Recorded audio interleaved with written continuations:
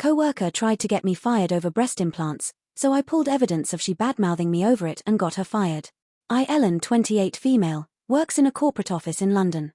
Coworker harassed me over having implants, which I only got because I had cancerous cells. I called her out. She reported me to HR for calling her out. I got a bunch of people to write statements of all the times she harassed me and she got fired instead.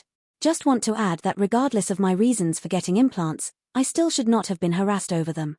4 years ago now, when I was 24, my mum died of breast cancer, and as both my grandmothers had also died of it, I saw a specialist for a screening. I found out I had some cells in one of my breasts that could have turned cancerous at any given moment. I was told I had a few options. I could have regular screenings every 3 or 4 months until it does develop into cancer. I was told the risk of the cells becoming cancerous was very high due to family history, but it could also potentially never could turn, so I'd just be getting these screenings for no reason. I could get a single mastectomy on the breast with the bad cells, but they'd need to keep an eye on the other one, so I'd still need regular checkups for the other breast. I could get a bilateral mastectomy and remove all of my breast tissue, basically eliminating the risk. I went for the bilateral mastectomy. It was admittedly the most drastic option, but after seeing what cancer did to my mum and grandmothers, I didn't want to risk it. I was warned about scarring but told it should be fairly minor. It wasn't, and I was left with 2 huge, pink, jagged scars on either side of my chest, each about 1 inch long and half an inch wide, and it caused me to go into a severe depression, where it got to the stage of me not even leaving my flat because I didn't want people to see me, throwing out my mirrors, and getting physically sick looking at myself. I went to a therapist, who suggested a plastic surgeon. The therapist said they'd never normally do that, but it was clearly something I was struggling with and I might never get over it, and the therapist could see why I struggle with it. Although I'll admit the therapist did send me to ask about scar reduction. The plastic surgeon suggested a cream, a laser, or implants. The cream didn't work, and the laser was both expensive and risky, so I went with the implants. My natural boobs were an F cup, so I went with a slightly smaller DD. Since then my mental health has improved and I feel a lot better about the way I look. My confidence has gone up, as has my self-esteem. I know I shouldn't put so much into my appearance, but I wasn't exaggerating about these scars. Huge, bright pink, jagged, raised, just really awful to look at, and I hated seeing myself, and they are now nicely hidden away and you can barely feel them. In the present day, I'm 28 years old and working in an office. I'm doing a lot better than I was. My coworker, Jill, found out I'd had a boob job, but not about the cancer thing, when myself and my friend from years before the mastectomy were planning a holiday, and she made a joke about me going on a plane with my implants, and Jill overheard. By the end of the day, the entire office knew I'd had a boob job, but not why, and half a dozen people confirmed Jill had told them. Over the next few months, Jill made many jokes and comments about my chest to coworkers when I was in earshot, at one point saying I had more plastic than Barbie and calling me fake in 2 ways. I didn't hear this one myself, but a friend in the office told me that Jill had at one point referred to me as a sack of silicone. I don't know what her problem was exactly, but at one point she mentioned the National Health Scheme, so I assume Jill thought that I'd got my tits done for free on taxpayer money. I'd gotten the mastectomy on National Health Scheme but gone private for therapy and implants.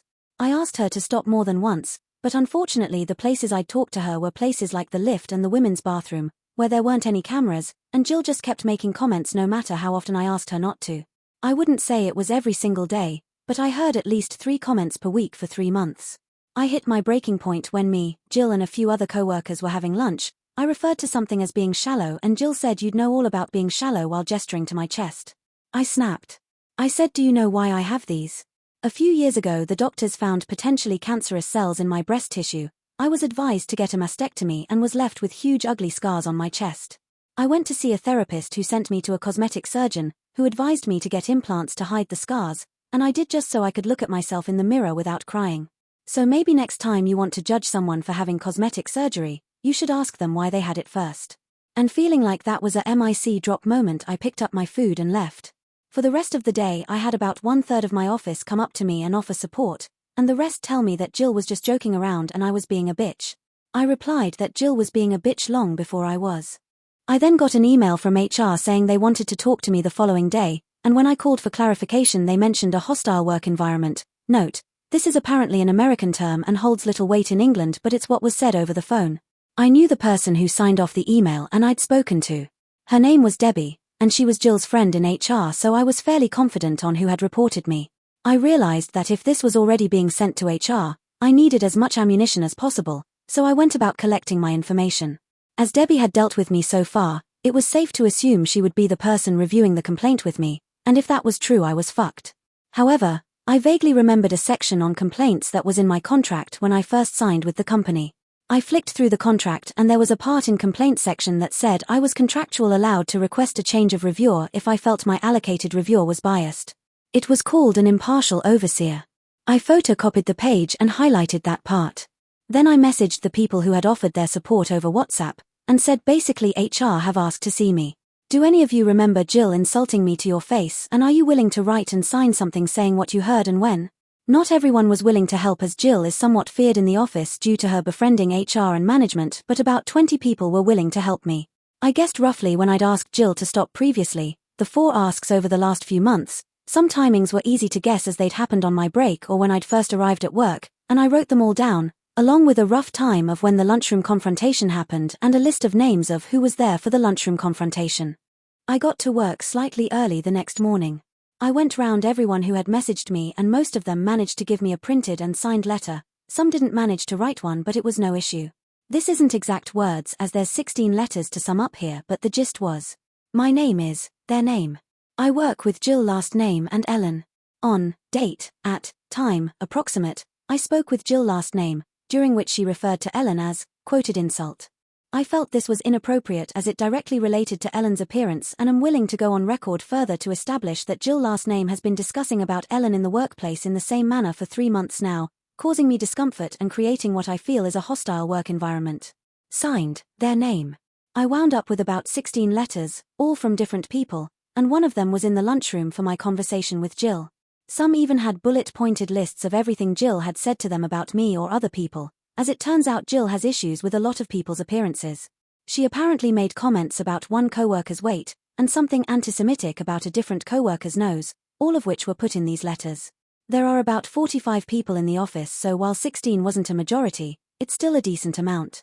The letters weren't hugely long, most were only a paragraph, but they had all the necessary information. I was asked to come to HR at 10 a.m. I took the letters from coworkers, the photocopy of the page in my contract, and my dates and times in a little folder with me. I got there and Debbie was the one overseeing the interview. She got up from her desk, ready to lead me into another room. I immediately turned to the other HR worker that was currently there and said, "So is my meeting with you, then?" Debbie said, "No, you're with me." I replied that this wouldn't sit well with me, as my contract states I have a right to an impartial overseer, and as I said this I took the contract page out of my folder. Debbie read it. I wouldn't let her take the paper when there was a shredder so close by, and said she could be impartial. I replied that I really didn't mean to be a pain, but I had it on good authority that the person on the other end of this complaint is her friend, and my contract does say I'm allowed an impartial overseer.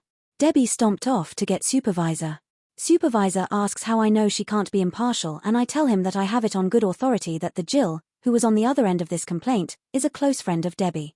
He asked Debbie if this was true, to which she only replied I can be impartial.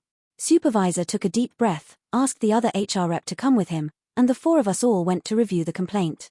I thanked them for being so accommodating. I was worried I'd annoyed them. Debbie took out the complaint and all 3 of them went through it with me. Debbie looked homicidal the whole time the interview was happening, as she had clearly anticipated firing me, or at least recommending me being fired. The interview went something like this. It took like over half an hour and they kept asking me the same questions but phrased different ways, so this is a really drastically condensed version.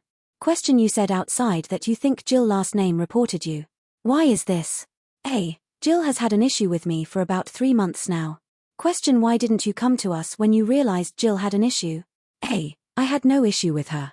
Question: what issue does Jill have with you? A. 4 years ago a specialist identified potentially cancerous cells in my breast tissue. I had surgery to remove my breast tissue, thereby removing the cells and the risk. After the surgery I was left with large scars on my chest. I went to a therapist for low self-esteem and depression.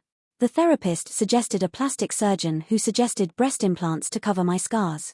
All of this is in my medical history, which you have a copy of in my file and my full permission to review. Jill found out about my breast implants but didn't know about the cancer. Jill had a problem with my breast implants and decided to communicate this problem to our co-workers. Question: why do you feel this is true?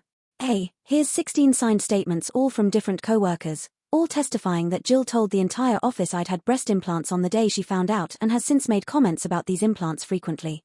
They have quotes of what Jill said to them about it and rough dates and times. Question: rough dates and times?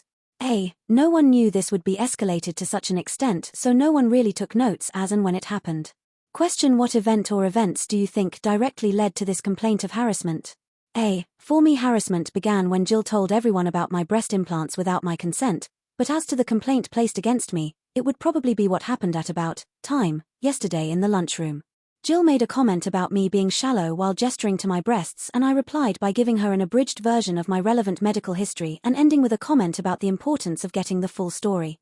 There are cameras in the lunchroom, so I'm sure you'll be able to find that conversation. I'll admit I could have handled the situation better, but after 3 months I felt I had to put my foot down. Here's a list of names of people who were also present. There were 6 people at the table, including myself and Jill.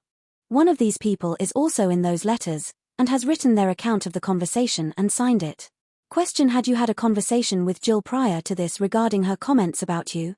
A. Several, spaced out over the last 3 months. Each time I communicated to her that I felt uncomfortable and upset with these comments she was making and would appreciate it if she were to stop. Question: to your knowledge, was Jill made aware of your former cancer at any point in this time? A. No. It wasn't mentioned in the conversation with my friend she overheard, and I didn't tell her because frankly it's none of her business, and I did not feel the need to detail my medical history to a coworker in order to avoid further sexual harassment. Supervisor stands up and says, "Well, I think we're done here." He shakes my hand and sends me back to my desk saying that I'd hear from them after they reviewed the evidence, letters, CCTV, medical history and anything they had already, and made a decision on the case. I got back to my desk, pulled up my CV, and prepared to start the job search again. About an hour goes by, then the person who wrote the letter and was there for the lunchroom conversation gets called for a meeting with HR. They come back 10-ish minutes later. The other people who were also there for the lunchroom conversation get called one by one, except Jill. All of them are gone for about 10 minutes, then come back, find a coworker, and say that HR wants to see them. Then the people who wrote letters but weren't there yesterday are also called one by one and are each gone for about 10 minutes each, some longer, some shorter. By about 3:30 it looks like everyone who wrote a letter or was there in the lunchroom has been interviewed. Then, finally, Jill gets called in. She's gone for about 30 minutes and comes back fuming. She glares at me while I work, but I ignore her. 4:30-ish, Jill gets called into HR again.